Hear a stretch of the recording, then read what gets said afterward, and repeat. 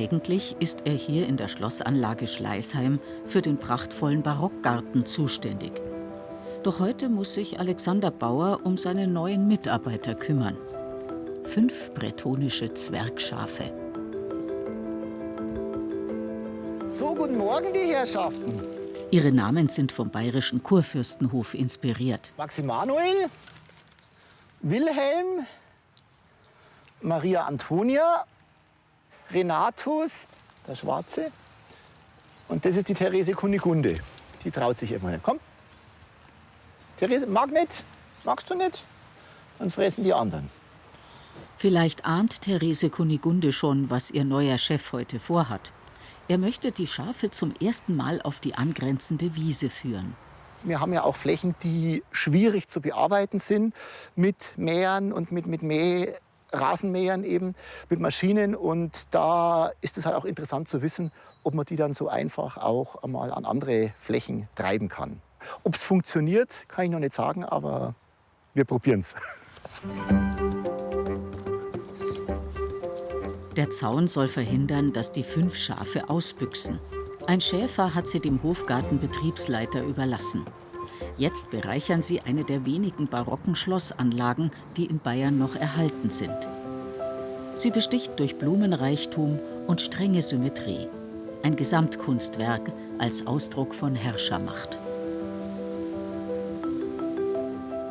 Das Boskett ist der typische Kunstheckenteil des Barockgartens.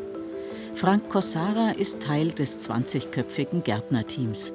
Er wird diese Hecken gleich stutzen, damit Symmetrie und Geometrie wieder stimmen. Zentimeterarbeit. Da brauchen wir sehr viel Gefühl und muss langsam fahren. Und der ruckelt halt ab und zu und da muss man halt dann schon aufpassen, dass sie dann auch die gerade Linie findet und dass sie auch gerade wird und keine Wellen reinbekommt. Ja. Insgesamt 60 Kilometer Hecken muss das Gärtnerteam hier zurechtschneiden. Früher hat das ganze Jahr gedauert. Mit moderner Gartentechnik geht es jetzt in einem Vierteljahr. Zweimal fährt Frank Kossara die etwa 10 Meter lange Hecke ab. Und auf die Sichtkontrolle darf er dabei nie verzichten.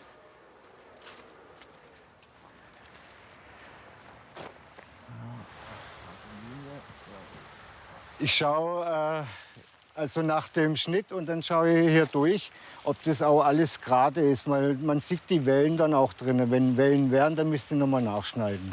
Und so ist es ja gut gerade geschnitten. Ja. So zufrieden, ja.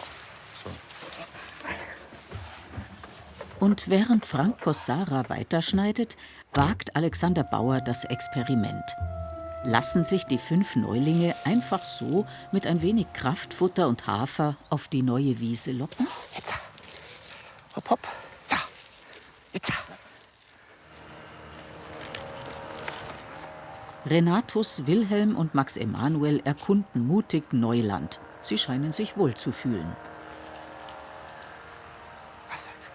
Ob Therese Kunigunde und Maria Antonia auch mitziehen?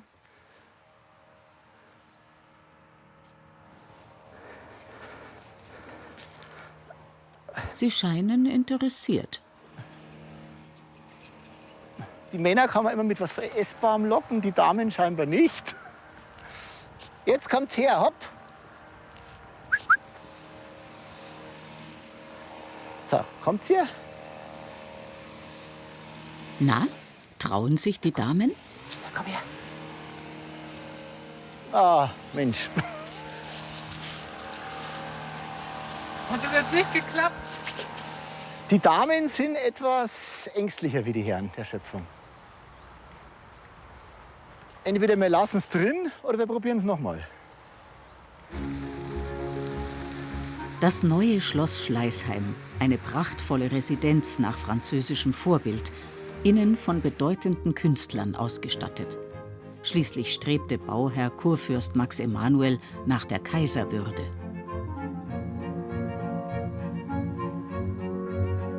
Schäferidyllen zieren den Gartensaal, so wie es damals Mode war.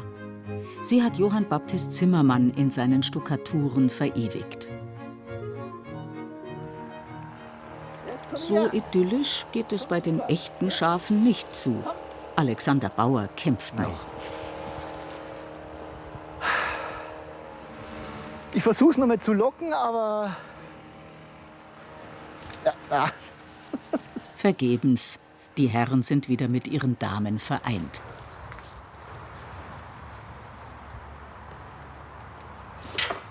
So, jetzt sind es wieder alle drin.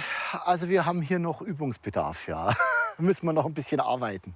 Aber es war ein Anfang. 3 haben wir oben gehabt. Jetzt hat sich Alexander Bauer eine kleine Pause verdient. Und die verbringt er in den Bosketten.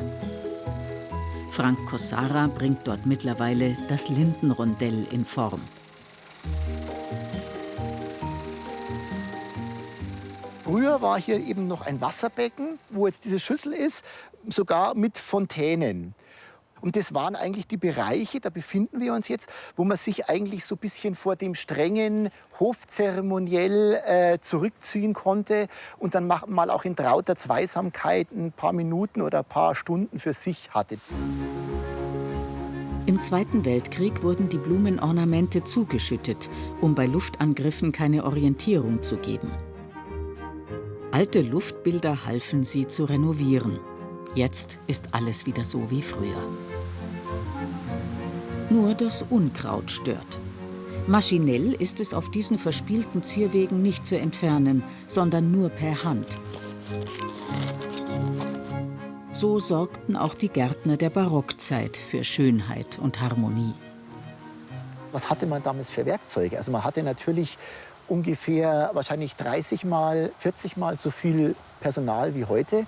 Aber die Leute hatten ja damals wirklich nur Handscheren irgendwie, Ochsenkarren, Pferdefuhrwerke. Das war's eigentlich. Und da verspürt man wirklich Ehrfurcht. Ja.